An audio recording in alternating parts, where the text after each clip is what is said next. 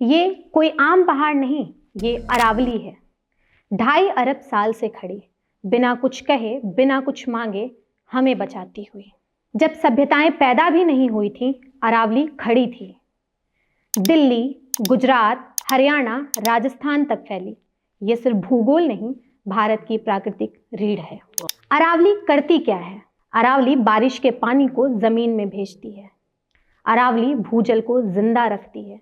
अरावली रेगिस्तान को आगे बढ़ने से रोकती है। और यही अरावली दिल्ली एनसीआर की हवाओं में धूल और जहर को घुलने से रोकने के लिए सबसे बड़ी ढाल है।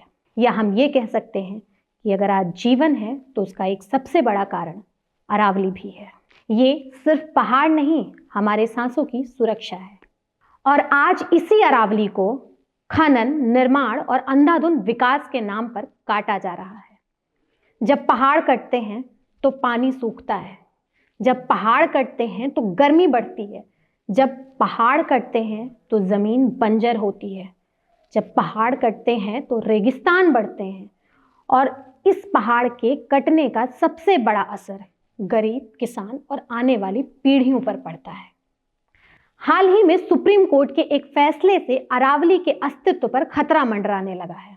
सुप्रीम कोर्ट के फैसले के अनुसार जो भी पहाड़ियां अपने आसपास के क्षेत्र से 100 मीटर ऊंची होंगी, सिर्फ उन्हें ही पहाड़ माना जाएगा। सुप्रीम कोर्ट के इस आदेश की वजह से अरावली की 90 से 95% पहाड़ियां कानूनी संरक्षण से बाहर हो जाएंगी।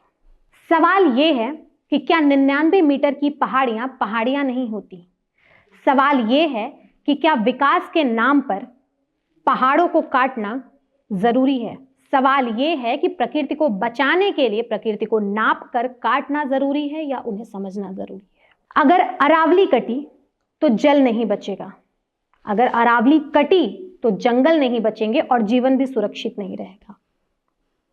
ये लड़ाई सिर्फ हमारी, आपकी नहीं, ये लड़ाई भविष्य की है। इसीलिए आवाज उठाना जरूरी है, सवाल पूछना जरूरी है। हमारी आज की चुप्पी हमारे कल के लिए घातक हो सकती है।